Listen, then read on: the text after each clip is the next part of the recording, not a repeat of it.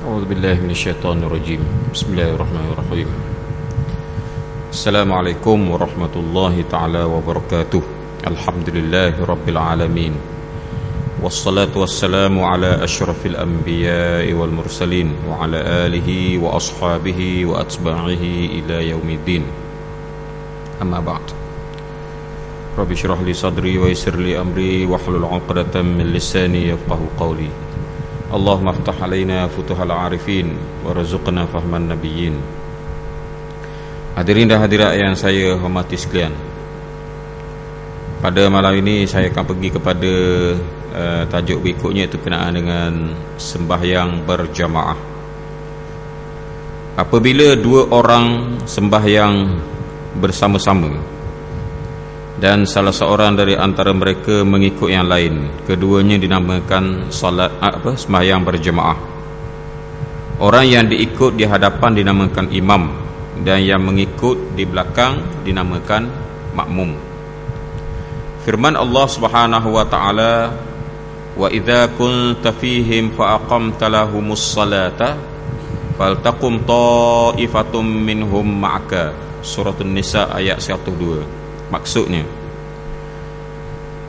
apabila engkau wahai Rasulullah SAW beserta mereka, sahabat-sahabat kamu dalam peperangan, sedang engkau bermaksud hendak mendirikan sembahyang dengan mereka, maka hendaklah sebahagian dari mereka berdiri untuk sembahyang beserta engkau. Surah An-Nisa ayat ke-102. Dalam ayat ni beritahu bahawa pentingnya sembahyang jemaah. Sampai pada masa perang pun sahabat-sahabat berserta dengan Nabi Muhammad sallallahu alaihi wasallam diperintahkan oleh Allah supaya tidak meninggalkan sembahyang berjemaah, walaupun bentuk jadi lain sikit. Seperti mana yang kita akan bincang. Saya ingat kalau selesai sembahyang jemaah ni mungkin ada satu sembahyang dipanggil sembahyang khauf, sembahyang takut. Jadi sembahyang tu kita akan tahulah macam mana sembahyang dalam perang. Kalaulah sembahyang dalam peperangan pun ditekankan berjemaah, sembahyang dalam keadaan hari ni, sekarang ni kita duduk di masjid, kita duduk rumah, kita pergi kerja, tak ada berlaku peperangan di antara orang Islam dengan orang kafir, sama telah lagi lah. Sama telah lagi lah disarankan oleh Islam ataupun digalakkan oleh Islam. Hukum dia kita akan tengok, sebab berlakunya perselisihan di kalangan ulama berhubung dengan hukum. Kemudian seterusnya Rasulullah sallallahu alaihi wasallam bersabda, an Ibni Umar qala Rasulullah sallallahu alaihi wasallam, salatul jama'ati tafdulu ala salatil fadhi bi 27 darajah. Rawahu Bukhari wa Muslim. Daripada Ibnu Umar radhiyallahu anhuma katanya, Rasulullah sallallahu alaihi wasallam telah bersabda, kebaikan sembahyang berjemaah melebihi sembahyang sendirian sebanyak 27 darjat. Riwayat daripada Bukhari dan Muslim. Mana kalau kita sembahyang berjemaah, kita dapat 27 kali ganda lagi pahala. 27 kali ganda dia banding dengan sembahyang seorang. Bayangkan, maknanya besarnya pahala sembahyang berjemaah. Okey. Ada orang kata, iyalah pahala ni tak apa-apa. Tak. Kalau kita kata benda tu keluar daripada langit, RM27. Dah sembahyang berjemaah, kalau sah molek tu ubik daripada lapu tu, ubik umpamanya, ataupun daripada apa panggil spekar apa nak lubang-lubang, jatuh duit RM27. Rasaannya ramai orang mari sembahyang berjemaah, tapi benda ni pahala tak nampak. Bila tak nampak tu guna atas iman kita lah. Kalau iman kita kuat, kita yakin dengan apa yang diberitahu oleh Rasulullah sallallahu alaihi wasallam, kita akan berebu-rebu lah, seolah-olah macam pitih jatuh daripada langit ni. Tapi kalau kita tak apa yakin, kita akan jadi makna. Ataupun yakin, saya semua yakin belaka. Kalau tak yakin, kita ni orang Islam lah. Tak? tahap keyakinan kita kalau tinggi, kita akan marilah sembahyang jemaah. Tapi kalau tahap keyakinan kita rendah, kita akan meninggalkan sembahyang berjemaah. Tak, sembahyang jemaah ni ada masa kosong sangat bagi. Gitu. Bukan satu agenda utama dalam kehidupan. Sedangkan sembahyang jemaah ni agenda utama dalam kehidupan. Dia bukan masa kosong baru pergi sembahyang jemaah, tak gitu. Makna sembahyang berjemaah ni kalau kita mesyuarat apa, kalau boleh berhenti. Gitu. Sambung pula lepas pada tu. Jangan kita mesyuarat sampai pukul 2.30 baru sembahyang jemaah. Ataupun kita start daripada pukul 11 habis pukul 1.45 ataupun pukul 2 baru habis, baru sembahyang. Tak boleh. Kita nak time bunyi je, kita sembahyang dulu, berhenti dulu. Kalau kita boleh mulakan begitu, masya-Allah, jabatan-jabatan kerajaan saya seru sungguh ni. Buatlah, yakinlah. Kalau kita buat gitu, insya-Allah Islam masa depan, Islam di Terengganu kita ni masya-Allah gemilang. Tak, duk tengah mesyuarat benyebang. Tak tunggu bang lah, mana kita tengok jam jadi dah. Tak, bang tu memang tak dengar lah, dalam bilik ada aircon. Tak dengar luar tu. Kita tengok jam, masuk waktu dah ni. Kalau nak kiranya orang bang dah ni, kita berhenti kejap sembahyang berjemaah. Ada orang kata nak boleh ke sembahyang berjemaah tu dengan kalau mesyuarat, yalah lambat juga. Kemudian lepas pada tu, lepas sembahyang jemaah tu nak kemah-kemah pula, nak sikat rambut pula. Tak, umpamanya. Jadi gini, sebenarnya sembahyang jemaah ni untuk mesyuarat ni, dia bukanlah kita mesyuarat. Kalau orang bekerja sebagai ahli kerajaan, mana pegawai kerajaan lah, memang kena mesyuarat. Tanggungjawab kita, wajiblah ada mesyuarat tu. Wasyawirhum fil amri, hendaklah kamu bermesyuarat di antara kamu dalam apa-apa urusan. Nabi pun bermesyuarat. Perlulah, memang kerja kita kena ada mesyuarat tu. Bahkan sebahagian daripada menunaikan amanah itu adalah mesyuarat. Dalam kerja sebagai pegawai kerajaan ni, nak buat keputusan tu bukan senang. Tak? Maka perlulah ada, itu adalah satu kewajipan kita menunaikan amanah yang diberikan kepada kita. Kalau majikan kita kerajaan lah, majikan kita swasta lah, tapi kita kena buat benda tu. Jangan kita nafikan. Kalau gitu tak payah mesyuarat dah. Maka guna ataupun mesyuarat kejap-kejap orang main-main dah lah. Sebab kita nak sembahyang berjemaah ni kan, duk tengah-tengah mesyuarat molek kan, orang bang pula nak sembahyang berjemaah pula. Jangan anggap gitu. Yang pertamanya kita kena ketahui, kita budayakan. Budayakan sembahyang jemaah. Itu kena letak dalam minda kita. Agenda utama. Sebagaimana pentingnya bermesyuarat, begitulah pentingnya sembahyang jemaah. Itu yang pertama. Yang kedua, sembahyang jemaah ni bila dia berlawanan dengan benda yang wajib, berlawanan sangat, benda yang lebih wajib, terlalu berlawanan sangat, nampak sangat, umpamanya pakar-pakar bedah. Kalau dia nak sembahyang berjemaah, jawab je kau dah tengah bedah-bedah orang, jawab dia habis obat biu, bergelepar kawan tu dak dah lagi, dak dah habis lagi bedah, habis dah obat biu. Apa doktor pakar sembahyang jemaah, tinggal pesakit yang sedang dia bedah. Kalau dalam keadaan begitu tak apalah, antara benda nyawa orang, kita kena selamatkan nyawa orang, tu wajib. Sembahyang berjemaah ni masih ada perselisihan di kalangan ulama. Ada kata sunat muakkad, ada kata fardu kifayah, dan ada juga yang kata fardu ain. Kita akan bincang lepas benda ni. Kau tu terdesak sangat, kau tu nak buat guna, tak boleh nak kata apa. Ataupun boleh jadi dalam peperangan, sedang berperang, teruk sangat. Hak tadi tu tak perang lagi, hak saya cerita tadi tu sembahyang berjemaah masa peperangan tu, masa rehat ke ataupun masa belum perang lagi dan sebagainya. Hak itu memang tak boleh nak kata apalah. Kita kena dahulukan hak wajib. Kena jagalah nyawa orang. Kalau doktor perubatan yang sedang bedah orang, bukan setakat perlu kita dahulukan nyawa orang, kita nak tidur pun perlu. Umpamanya perlu kepada 24 jam, boleh jadi, saya tak kata sungguh ni, boleh jadi 24 jam kita kena tunggu, kita terlibat dalam pembedahan orang yang sakit, kita korbankan tidur, apatah lagi sembahyang berjemaah. Tidur kita pun kita korbankan demi untuk menyelamatkan nyawa orang, untuk menyelesaikan isu-isu perubatan ni. Itu keadaan pertama. Keadaan yang kedua, kalau kita meeting Umpamanya sebagai pegawai kerajaan, kita boleh semayang berjemaah. Macam mana? Kalau orang dah letak dalam minda dia semayang jemaah ni penting, ya, ada semayang dah pergi. Ada semayang siap dah. Pergi meeting tu ada semayang dah. Kalau dia buang air, dia kecing pun, dia ambil semayang mula. Gitu. Ataupun dia set dah dalam minda dia, memang aku nak semayang berjemaah. Senang urusan wuduk ni. Sama ada nak ambil dulu ke, masa rehat-rehat tu sekejap, ataupun masa dia keluar buang air tu ambil semayang awal-awal dan sebagainya. Kalau orang tu memang dia nak semayang jemaah, dia letak dalam minda dia gitu, dia akan buat sesuatu benda yang memudahkan untuk semayang jemaah. Yang ketiga, bila kita semayang berjemaah, tak payahlah semayang sunat ba'diyah qabliyah tu. Hak tu sunat, mesyuarat wajib. Bila tanya orang bang, qomat lalu. Qomat lalu, semayang lalu. Contohnya semayang asar lah kita kata. Kita duduk tengah meeting gini, orang bang asar dah ni. Okey. Bunyi masuk dah waktu ni. Pergi masuk tempat musalla tu, semayang tu, tak payah bang, tak payah benda dah. Hak tu sunat. Qomat lalu. Qomat ni mudah je.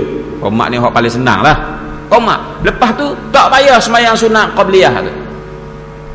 Kan sebelum semayang asar ada semayang sunat qabliyah. Ada semayang sunat sebelum asar 4 rakaat. Biasanya kita buat 2 je, tapi sebenarnya 4 rakaat. Tak payah buat 4 rakaat tu. Qomat lalu. Qomat lalu semayang berjemaah. Begitu. Assalamualaikum warahmatullahi, assalamualaikum warahmatullahi, terus bangun lalu. Sebab apa? Tak payah wirid. Wirid tu sunat, mesyuarat tu wajib. Gitu kaedah dia. Bangun bikah, bangun lalu, gih lalu meja, gih lalu kursi tu. Orang jadi pengurusi duduk di kursi dulu. Tak umpamanya tak. Orang nak jadi pengurusi pun di kursi juga, takkan mesyuarat tak tak kata dah. Maka gitu kaedah dia. Tak payah doa tak payah. Tak payah wirid-wirid. Kalau kita dah wirid sekejap, masa kita jalan wirid 10 kali dah cukup. Saya dah sebut dah minggu lepas. Sudah semayang kita sunat wirid 33 kali. Subhanallah, alhamdulillah 33 kali. Kemudian Allahu Akbar 33 kali. Ada riwayat daripada Ibnu Umar yang menyebutkan bahawa 10 kali pun cukup. Ala ajalin. Kalau dalam kitab fiqh Al-Wadih dia kata ala ajalin, kalau gaduh sangat. Sambil-sambil kita assalamualaikum warahmatullahi, assalamualaikum warahmatullahi, nak sambung mesyuarat, nak jember ke mesyuarat 10 kali pun boleh. Tak payah 33 kali. Subhanallah, subhanallah, subhanallah, subhanallah, subhanallah, subhanallah, subhanallah, subhanallah, subhanallah, subhanallah. Cukup 10 kali. Alhamdulillah, alhamdulillah sampai 10 kali. Allahu Akbar 10 kali. Ala ajalin, kalau nak derah sangat, seperti disebut dalam kitab Wadih. Dan memang disebut dalam hadis bahawa Nabi telah menganjurkan supaya dia baca alhamdulillah, subhanallah, alhamdulillah tadi dengan Allah Akbar dengan 10 kali. Ada riwayat. Hak kita baca minggu lepas 33 kali. Tapi ada juga riwayat kata 10 kali. Memang Nabi ni memang dia tahu dah. Dia tahu dah kita ni memang banyak kerja. Islam tahu dah kita jadi banyak kerja. Allah Ta'ala tahu dah yang kita ni jadi banyak kerja. Dia beri pilihan. Ada 33 kali, ada 10 kali. 10 kali tu sambil-sambil bikah bangun tu je. Sambil-sambil nak pakai kasut, nak pakai stokeng tu 33 kali. 33 kali apa 10 kali cukup dah. Begitu kaedah dia. Lepas tu terus sambung mesyuarat. Gitu kaedah dia. Saya ingat kalau kita betul-betul bertekad nak sembahyang berjemaah dengan faham begitu, mana hak yang berlawan dengan sunat, hak wajib berlawan dengan sunat, kita kena dahulukan yang wajib. Tak payahlah nak berzikir-zikir panjang-panjang. Tak payahlah sembahyang sunat qabliyah. Kalau sembahyang zuhur tak payahlah sembahyang sunat ba'diyah. Lepas pada tu lah, lepas pada habis mesyuarat tu tengok-tengok ada lagi waktu zuhur, tak masuk asar lagi. Kita rasa nak sembahyang ba'diyah, sembahyang lah. Tapi jangan sampai pekat kita menggadaikan mesyuarat tu, sebab tu wajib. Dah kan sembahyang Jumaat pun bukan semua kata ulama semua kata wajib dah ke, ada kata sunat. Dah kena dahulu. Hak tu lain. Sembahyang Jumaat walaupun hukum dia kita pegang hak sunat sekalipun, dia syiar. Syiar hubungan kita dengan Allah, kekuatan hubungan kita dengan Allah, syiar situ. Syiar dekat mana? Sembahyang, dan sembahyang berjemaah, dan sembahyang di awal waktu. Itu syiar. Itu menunjukkan bahawa kita cakna kepada agama kita. Gitu kaedah dia. Kemudian dalam kitab Yas'alunak, Syekh Muhammad Ahmad Jamal ada dalam kitab dia Yas'alunak. Dia kata nak sembahyang berjemaah tu tak payahlah nak pergi masjid jauh-jauh. Di Jabat tu ada musalla. Cukup dengan musalla tu je. Yang pentingnya musalla tu orang boleh masuk, orang boleh bebas masuk. Jangan musalla tu kita seorang je masuk, tu tak boleh lah. waktu tak jadi. Musalla tu hak jabat kita tu bebas, siapa-siapa pun nak masuk. Tu musalla tu cukup dah untuk ditunaikan fardu kifayah ataupun ditunaikan semayang sunat, semayang berjemaah yang dianggap sebagai sunat muakkad. Cukup dah, tak payah lagi masjid, tak payah pergi musalla tu, tak payah pergi surau, di musalla pun cukup dah. Selagi mana musalla tu adalah tempat umum, bukan tempat khusus, bukan musalla dalam bilik kita. Musalla dalam bilik kita tak jadi lagi, tak tertunai lagi lah hak semayang fardu, hak yang dikatakan semayang sunat semayang berjemaah tu. Kita nak hak yang betul-betul tempat umum. Makna dia, kita kata di jabat kita tu ada bilik kosong, kita buat musalla, bolehlah semayang 10 orang, kata contohnya, bolehlah semayang 8 orang, hak tu cukup dah. Kalau di sekolah pula ada surau sekolah, cukup dah, tak payah dah nak pergi masjid ke, tak payah dah. Kalau nak pergi masjid mana ada mesyuarat tak? Kita kena tunaikan amanah tu dulu, itu wajib. Kita telah dapat gaji tu, dapat gaji untuk menunaikan kerja kita, maka faham maksud saya? Itu cara kita mengendalikan urusan sembahyang berjemaah ni. Bukan susah sangat. Kalau nak 1000 daya, kalau tak ambuh 1000 dalih, macam-macam. Tak bawa kain pelekak lah, tak bawa piyah lah, tak kotor lah, keluar ni ngecik-ngecik lah. Ngecik pun tak apa lagi. Dah, ngecik dalam mazhab Syafi'i ada 2 qaul dalam kitab Mughni Muhtaj. Kalau orang tu dia kecing, kita dia buang air kecil, kemudian adalah nitis-nitis sikit kat luar, dimaafkan. Jangan banyak doa pada uruf. Orang kata ni banyak, macam mana kita nak ukur? Kita ukur. Biasanya kalau banyak tu sampai pekat acing bawah luar. Gitu. Waktu kata banyak tu. Dah, kita kata ngecik sikit-sikit, memang ada ngecik, memang nak lari dan nak lari punya. Jadi hak tu hak dalam kitab Mughni Muhtaj kita pakai. Ada satu pandangan lagi dalam kitab Mughni Muhtaj, kata selagi mana dia tidak yatalak, dia tidak berkelip. Hak ni payah lah. Kalau nak pakai pandangan tu memang payah sungguh lah. Kelip semua ya awak ya. Tak. Jadi pandangan hak pertama tadi, kelip pun tak apa lagi, asal sikit. Dia anggap sikit, makna taklah sampai pekat seluar kita orang panggil. Seluar ni acing mekak dah. Tak. Sampai pekat tu kebanyak lah tu.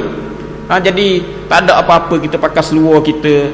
Dah, kalau orang tu pakai kuk, pakai tam, sembahyang dengan kuk, sembahyang dengan tam, dia tak ada masalah, tak payah nak buang-buang, tak ada makruh, tak ada apa pun, boleh sembahyang dalam keadaan begitu. Tak bawa piyah, tak ada apa-apa pun, tak ada lah mesti kena pakai piyah. Bahkan Rashid Redha, Syekh Abdul Salam Suqairi, dia telah menukilkan pandangan daripada Rashid Redha. Dia mengatakan, ada satu pandangan mengatakan bahawa piyah dengan sembahyang tak ada kaitan. Piyah dengan semayang tak ada kaitan. Semayang kau tak pakai piyah tak ada apa-apa. Dan kalau kita pakai piyah, di mana kita nak buat satra, kita nak buat halangan tempat semayang kita tu dengan tanda sikit, tanda semayang, tanda kita semayang tak boleh orang lalu depan kita.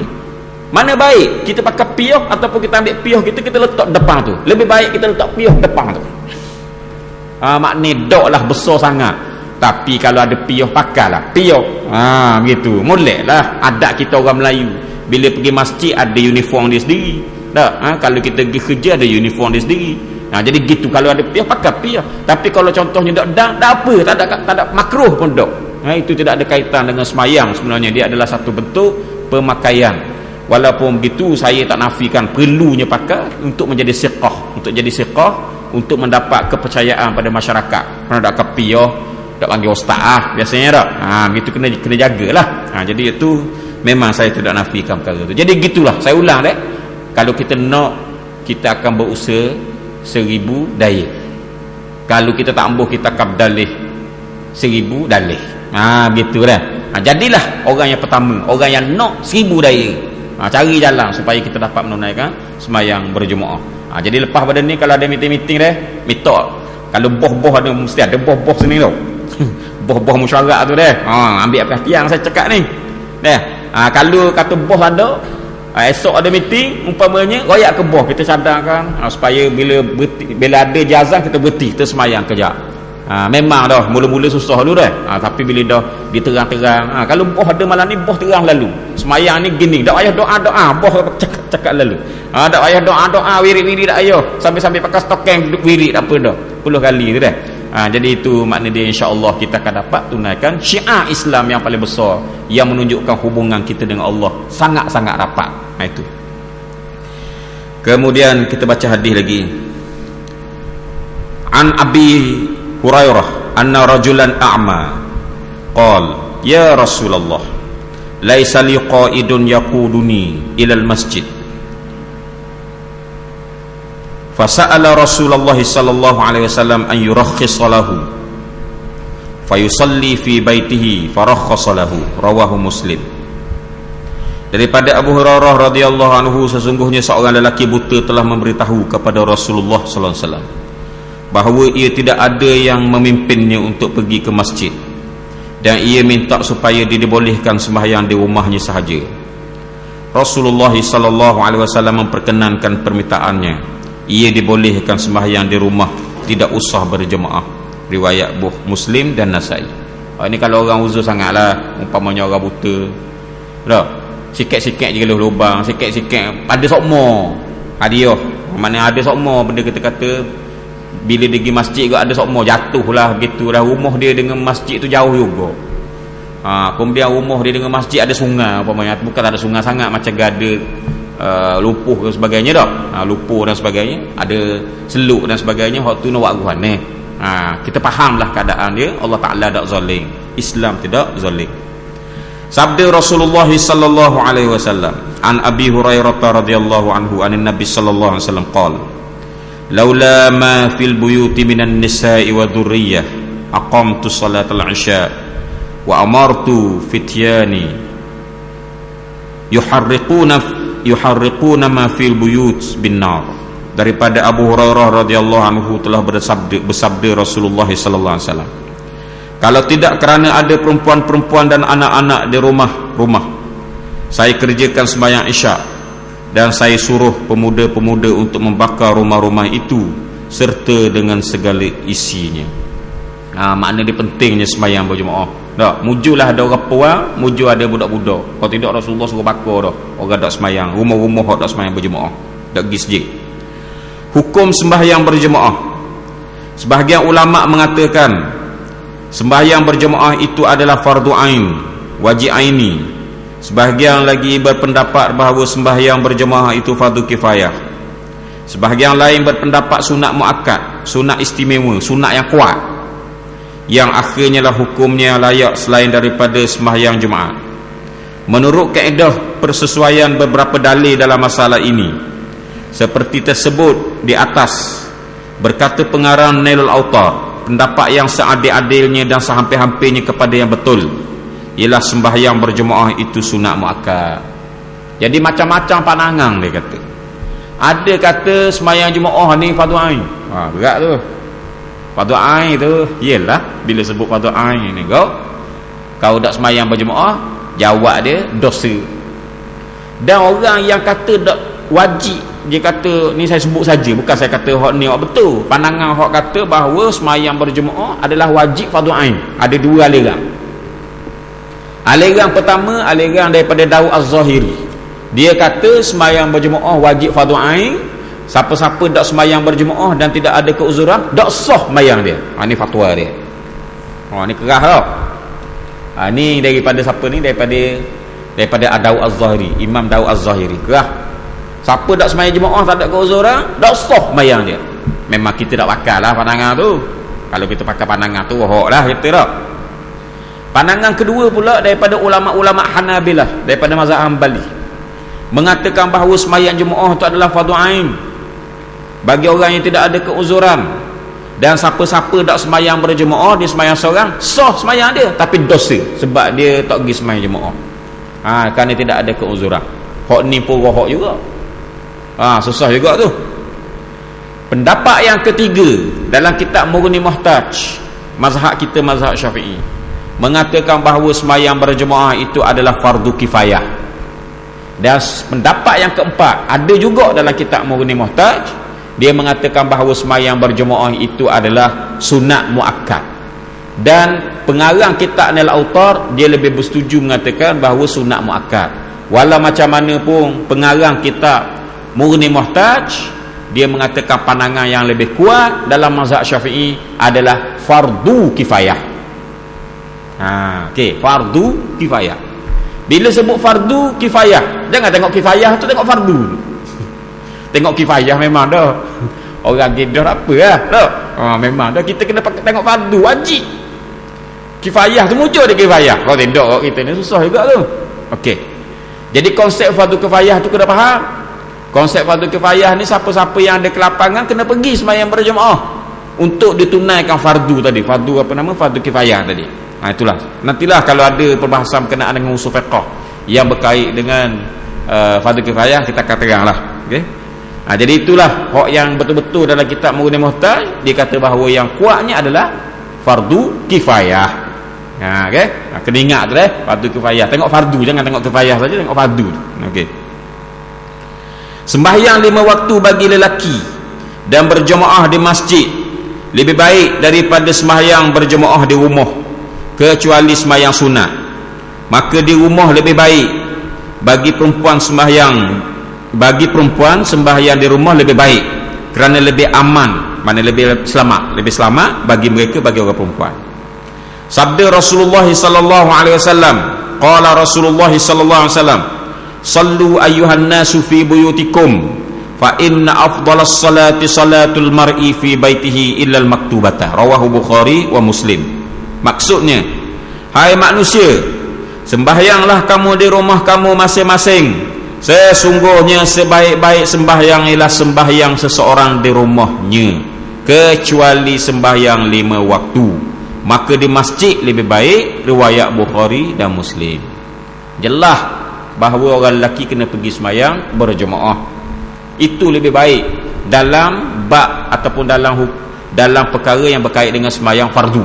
Hak sembahyang sunat lebih baik kita buat di rumah. Nanti begitu. Satu lagi sebenarnya saya lupa nak sebut dalam satu hadis. Disebutkan hadis sahih. Rasulullah SAW mengatakan ma min thalathatin fi qaryatin. Okey. Ya. Ma min qaryatin au badwin. Mana-mana kampung dan mana-mana tempat yang ada 3 orang lelaki, yang ada 3 orang, lam tuqam fihi jamaah, yang tidak dilakukan sembahyang berjemaah, istahwadha alaihimus syaitan, kampung tu akan dikawal oleh syaitan. Mana kalau ada 3 orang dalam satu kampung, tiba-tiba 3 orang ni tak sembahyang berjemaah, masing-masing sembahyang diri, Nabi kata akan dikawal lah mereka ini oleh syaitan. Syaitan kawal orang tu. Jadi sebab tu kena sembahyang jemaah supaya kita tidak dikawal oleh syaitan. Kalau syaitan kawal ni makna apa? Makna dia peluang nak syaitan nak ngasuk kita, nak rosakkan kita ni memang terlalu luas. Begitu. Jadi sebab tu jangan buka ruang syaitan. Ruang untuk syaitan pun jangan buka. Apatah lagi untuk menjadikan syaitan menguasai diri kita. Jangan kita sekali-kali beri peluang kepada syaitan untuk menguasai diri kita. Maka jalan dia macam mana? Mengerjakan sembahyang berjemaah. Bagi orang lelaki lebih baik sembahyang berjemaah di masjid ataupun di surau ataupun tempat umum.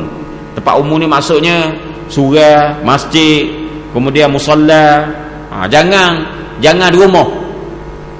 Kalau di rumah mana? Bukan tak boleh pahala, tapi tidak tertunai fardu kifayah tadi.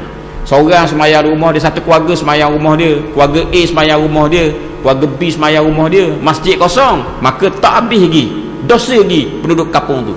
Sebab apa? Tidak ditunaikan di tempat yang umum seperti masjid ataupun surau ataupun musalla, seperti yang saya sebutkan tadi. Sabda Rasulullah sallallahu alaihi wasallam, qala Rasulullah sallallahu alaihi wasallam, la tamna'u nisa'akumul masajid wa buyutuhunna khairul lahun. Rawahu Abu Dawud. Jangan kamu larang perempuan-perempuan pergi ke masjid walaupun rumah mereka malik, maknanya perempuan tadi lebih baik bagi mereka untuk buat ibadat. Riwayat daripada Abu Dawud. Berdasarkan kepada hadis ini, orang puang dia boleh sembahyang berjemaah di masjid. Okey. Dah ada orang kata tak boleh. Ada orang kata tak boleh. Ada orang kata orang muda tak boleh, orang tua boleh. Ada orang kata orang comel tak boleh, orang uduh boleh. Bukan orang uduh, orang tu dah lah. Tak kita kata dah. Orang yang kurang dah lah sebab umur tua dan sebagainya dah. Macam mana? Sini ni saya sebelum hari ni saya tengok dalam satu kitab.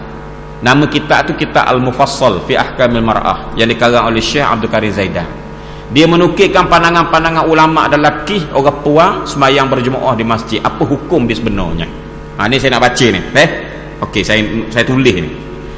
Yang pertamanya tengok kepada mazhab Hanafi. Kita tengok kepada 5 mazhab. Jangan tengok pada 4 mazhab, kita tengok 5 mazhab. Okey. Iaitulah satu lagi mazhab Zahiri. Kita tengok satu-satu. Dalam mazhab Hanafi dia kata la yubahu lisyabat. Apa nama ni? Lisyabat al-khuruju ila al-jama'at fil masajid. Lianna hadzal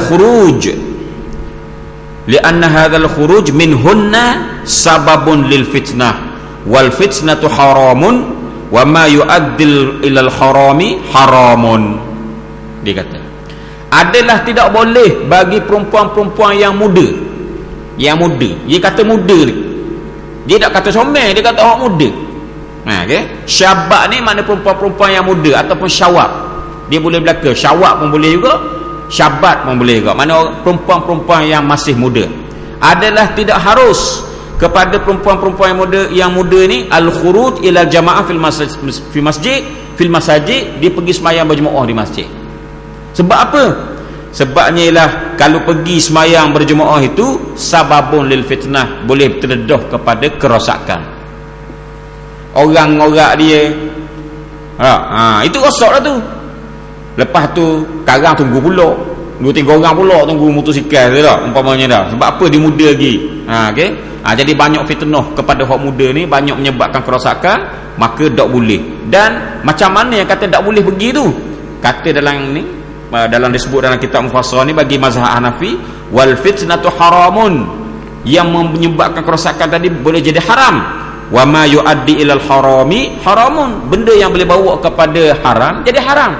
Makna dia pengarang ni mengatakan dalam mazhab Hanafi adalah haram kalau orang puan muda yang boleh bawa kepada kerosakan pergi ke masjid untuk sembahyang berjemaah. Begitu. Ini satu. Itu satu. Ni bukan saya kata gitu ni. Ini mazhab lain ni, mazhab Hanafi. Kita sebut, kita nak sebut je. Nak sebut supaya kita faham sikit. Sebab orang ni cakap kita, orang cakap gini, kita sebut 5 mazhab senang supaya dipahami. Amal ajaizu ubiha li hadzal khuruj ila shalah. Adapun orang perempuan-perempuan yang tua diharuskan pergi sembahyang ke masjid untuk keluar untuk pergi sembahyang berjemaah di masjid. Hak tua tak apa. Tak haram. Ini kata ulama-ulama daripada mazhab Hanafi. Okey, itu satu. Mazhab yang kedua. Kita pilih hak mana nanti saya sebut jangan bimbang, relax. Jangan kata-kata boleh sembahyang ni, tak ada masalah. Mazhab yang kedua daripada mazhab Az-Zahiri, dia kata apa? Law hadaratha faqad ahsanat wa kana dhalika afdala lahun li umumil hadis. Iaitu kata dalam mazhab Zahiri. Mazhab Zahiri ni Ibn Hazmin Al-Andalusi sebut dalam kitab Al-Muhalla. Dia mengatakan bahawa kalau orang puan pergi hadir pergi sembahyang berjemaah itu lebih baik. Sebab apa? Dalam hadis umum dia tak kata orang puan tak boleh. Dalam hadis itu kata salatul jamaah afdalu min salatul fardhi bi 27 darajah. Sembahyang jemaah itu pahala dia 27 kali ganda. Rasulullah tak kata puan, tak kata lelaki, tak kata orang lelaki saja, tak kata orang puan saja, umum. Dah kalau umum macam mana? Maka bila umum, baik orang puan, baik orang lelaki lebih afdal pergi sembahyang di masjid.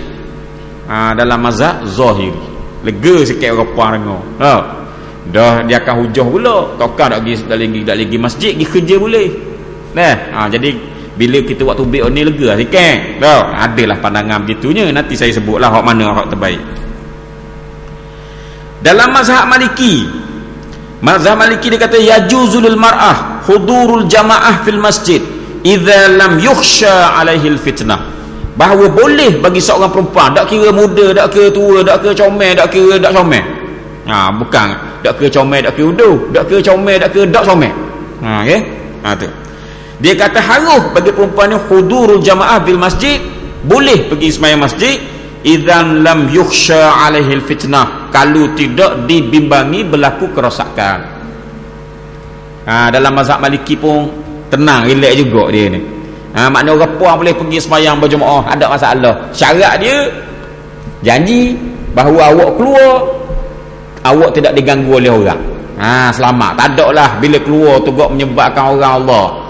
Pukul 1 pakat tunggu dah 2 3 4 orang. Dekat pintu masjid buat apa? Sebab nak ngorak dia contohnya dah. Dak sampai pakat tu. Maka tak ada apa-apalah. Dak kira tua, dak kira muda. Ada ke orang tua? Orang tua dia pergi sama-sama orang tua pula. Orang tua sama-sama orang tua pula, kenang lah. Jadi gitu. Jadi kalau tak ada timbul isu yang begitu, tak ada timbul fitnah kerosakan, maka bereslah. Gilah masjid, tak ke tua, tak ke muda. Ini mazhab Maliki. Dalam mazhab Hambali dia kata apa? Yubahu lil mar'ah hudurul jamaah ma'ar rijal fil masajid li'anna salatal maktubata li'ada'i salatil maktubah wa inna salatal mar'ati fi baitiha khairul laha wa afdal. Dalam mazhab Hambali dia kata gimana? Boleh orang puang pergi sembahyang berjemaah di masjid.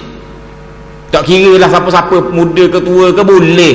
Tetapi kalau sembahyang di rumah lebih baik. Orang puang, nisbah pada orang puang sembahyang di rumah lebih baik. Berdasarkan kepada banyak hadis-hadis yang mengatakan bahawa orang puang lebih afdal sembahyang di rumah dia. Mazhab Syafi'i, hak ni mazhab Syafi'i pula.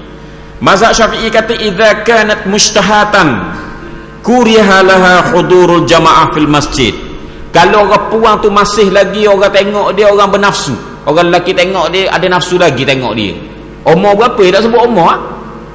Pada masa itu kuriha laha hudurul jamaah fil masjid, maka dimakruhkan dia sembahyang berjemaah di masjid. Okey. Wa idza kana ghairu mustahatin, kalau dia tu tidak lagi menimbulkan syahwat, orang dah ingin dah, maka makruh juga idza ma'aha zinatun waqti, apabila ada lagi dia bersolek. Kalau dia tua dah tapi dia bersolek, asalnya warna lain tapi ke masjid warna lain, lepas pada wuduk dia solek-solek jadi putih kok. Umpamanya dah gicu-gicu ni habis merah-merah belaka datang bawah umpamanya dah. Gitu. Pada masa itu makruh juga. Orang puan tua pun makruh juga. Kalau sekiranya dia solek. Tapi kalau perempuan yang ghairu mustahah seperti orang tua tadi, dia tidak bersolek dan tidak memakai wangi-wangian, pada masa itu bolehlah dia sembahyang berjemaah di masjid, boleh pergi. Dengan syarat. Syarat dia apa? Syarat ni semua orang tahulah. Suami izin. Hak yang suami izin tu tak cakap dah ni. Memang suami izin dah ni. Makruh. Hak yang saya kata makruh tadi, suami izin pun makruh jugalah. Begitu. Tetapi kata mazhab Syafi'i, walakin salatal mar'ati fil baiti afdalu. Dia sembahyang di rumah lebih baik orang puan ni. Okey. Jadi kita nampak sini macam mana ni? Dalam mazhab Syafi'i pun macam tidak digalakkan. Maka pengarang kitab Al-Mufassal fil Ahkam Mar'ah, dia lebih setuju kepada mazhab Hambali. Mazhab Hambali, iaitulah boleh, tetapi lebih afdal orang puang pergi sembahyang di rumah. Bukan pergi sembahyang di rumah, kekal sembahyang di rumah, bukan pergi ke masjid. Jadi begitulah. Mana saya nak cakapkan, daklah ketat sangat. Jangan kata ketat sangat, mana orang puang dak boleh pergi masjid dah. Daklah sampai pekat tu. Dan kebiasaannya kalau orang puang pergi ke masjid ni tak ada orang ganggu. Kalau malam-malam garik balik Isya tu, kau orang takut ada tengok putih ke umpamanya dah. Putih baju sembahyang lah, lekung tu warna putih kan. Takut pocong dah umpamanya dah. Jadi orang kau takut dah, bukan menjadi kerosakan. Jadi begitu. Jadi orang puan nak pergi sembahyang berjemaah boleh, tak ada masalah, dengan syarat tidak menimbulkan apa-apa fitnah. Tidak menimbulkan apa-apa kerosakan ketika dia pergi ke masjid dan ketika dalam masjid. Jangan bila sampai kat pintu masjid ataupun suhur dah nama dia. Suhur dah. Kalau sebut minah tu gak mari jawab dia orang khumum belaka. Kat pintu masjid orang khumum. Umpamanya dekat dalam masjid pun orang khumum gak. Nak macam mana tu? Orang gelerang, orang nak sembahyang sah belakang umur. Sah belakang umur dah umpamanya. Nak tengok muka dia contohnya. Kalau sampai pekat tu, jadi tak boleh lah. Jadi makruh dia pergi sembahyang berjemaah. Okey. Dalam konteks hari ni, saya suka pada pandangan Dr. Yusof Qadawi pula. Dalam konteks hari ni, kita sebagai suami, ada benda kok kita tak boleh nak ajar kepada isteri kita. Kadang-kadang dengan kesibukan kerja dan sebagainya, Kadang-kadang agak-agak ke kuliah maghrib gini lah, agak ke kuliah subuh, agak ke kuliah yang sesuai masa. Jadi kita sebagai suami ni kadang-kadang tak ada masa nak ajar bab semayang ke dia dan sebagainya, agak-agak ginilah dia boleh mari. Jadi dalam konteks hari ni kata Dr. Yusof Qaradawi, molek orang puan pergi ke masjid. Molek orang puan pergi ke masjid, ada kuliah ada apa, boleh faham agama, balik di rumah debat pula dengan suami dia. Dia lebih faham daripada suami dia kadang-kadang. Mana tahu kadang-kadang nak agak ke suami aja, suami pula wahang garu kepala kau. Bila pergi masjid sama-sama naik pergi masjid, sama-sama dengar, bila balik di rumah duk berdebat isu ustaz cakap ni, umpamanya tengok kefahaman dah, dua-dua ada kefahaman, mungkinlah kefahaman isteri lebih baik daripada kefahaman suami. Jadi dalam konteks hari ni moleklah orang puan pergi masjid, sebab kita tak ada masa sangat nak beri pelajaran kepada orang perempuan-perempuan ini, kepada isteri kita, anak-anak perempuan kita, untuk pelajaran agama. Jadi sebab tu bolehlah, bahkan molek sangatlah untuk pergi ke masjid dalam kawalan kita. Naik kereta sekali, bukan dia jalan kaki, bukan naik basikal. Naik basikal memang tak molek lah, jauh itu tak boleh. Naik kereta dan sebagainya, kalau naik motor pun gendong dengan suami dia, tak ada masalah apa-apa, itu adalah dibenarkan. Peringatan, sembahyang berjemaah makin banyak makin baik. Sabda Rasulullah sallallahu alaihi wasallam, an Ubay ibni Ka'bin qala Rasulullah sallallahu alaihi wasallam, salatul rajuli ma'ar rajuli azka min salatihi wahdahu, wa salatuhu ma'ar rajulaini azka min salatihi ma'ar rajul, wa ma kana aktsara fahuwa ahabbu ila Allah taala, rawahu Ahmad wa Abu Dawud wa Nasa'i. Daripada Ubay bin Ka'ab radhiyallahu anhu katanya, Rasulullah sallallahu alaihi wasallam telah bersabda, sembahyang seseorang lelaki beserta seorang lelaki lebih baik ganjarannya daripada ia sembahyang seorang diri. Dan sembahyang seorang lelaki dengan dua orang lelaki lebih banyak ganjarannya daripada ia sembahyang bersama-sama dengan seorang lelaki sahaja. Dan manakala jemaah lebih banyak, maka jemaah itu lebih dikasihi oleh Allah Subhanahu wa taala. Riwayat Ahmad, Abu Daud, Nasa'i. Kalau kita nak sembahyang berjemaah, biar ramai lagi. Lagi ramai, lagi banyak pahala kita dapat. Dan pahala itu sekara. Dalam hadis ini kata ahabbu ilallah, terlebih kasih. Bukan senang kita nak martabat mahabbah ni, nak sampai martabat mahabbah kita kasih pada Allah ni bukan senang. Tuhan bagi jalan mudah antaranya perbanyakkan ahli-ahli sembahyang berjemaah tu. Maknanya kita kena kepeng kau. Bukan kepeng pilihan raya je sebenarnya, kepeng sembahyang jemaah ni kena ada. Maknanya di dalam perbincangan apa-apa pun mesti semua ni kena ada ni. Di peringkat JKK ke, di peringkat mana-mana kampung ke, kelak apa pun, kampung kita tu kena cari jalan biar kampung kita ni mari ke masjid, mari ke surau, buat kepeng apa pun. Begitu. Carilah jalan macam mana supaya kita dapat meramaikan orang dalam kampung kita untuk sembahyang berjemaah. Sebab apa? Pahala dia makin banyak, dan yang lebih penting lagi bukan setakat pahala kita nak ke, kita lebih dikasihi oleh Allah. Kasihi tu mahal tu. Nampak ayat tu, ayat Roma je punya dikasihi je, dia satu kataan je, tapi nilai dia tu, nilai dikasih oleh Allah. Dia tak sama dengan kasih manusia ni. Dikasih oleh Allah Subhanahu wa taala. Martabat tu bukan senang. Maka Tuhan bagi jalan mudah. Jadi jalan mudah tu sembahyang jemaah ramai-ramai. Jadi tugas kita apa? Keping. Buat keping besar-besaran. Sebab tu saya sebenarnya nak cadang juga ni, kepada pihak berkuasa. Kita ada buat contohnya bulan tu bulan sembahyang. Bulan-bulan sembahyang je, keping supaya orang sembahyang. Tak sokir sembahyang jemaah tak jemaah pun, keping orang sembahyang. Kemudian ada pula bulan yang berikutnya, boleh jadi 2-3 bulan lepas pada tu, keping sembahyang berjemaah pula. Bulan sembahyang jemaah. Begitu tak? Jadi kita buat keping dalam radio pun cakap gitu, dalam surat khabar pun untuk negeri Terengganu kita ni, kata cakap benda-benda macam tu dalam ucapan-ucapan pun umpamanya dia sebut juga, dia sampai sebut benda-benda perkembangan semasa, dasar-dasar kerajaan dan sebagainya, sebut juga kepentingan sembahyang berjemaah supaya kita ramai-ramai di Terengganu ni adalah orang yang menghidupkan sembahyang berjemaah. Wallahu a'lam bissawab. Tambung. Bismillahirrahmanirrahim. Alhamdulillahirabbil alamin. Wassalatu wassalamu Rasulillah wa ala alihi washabbihi ajma'in. Allahumma ighfir lana warhamna wa tub 'alaina wafiqna wahdina wa atina min ladunka rahmah wa hayyi lana min amrina rasyada walhamdulillahi rabbil alamin. Taqabbalallahu minkum.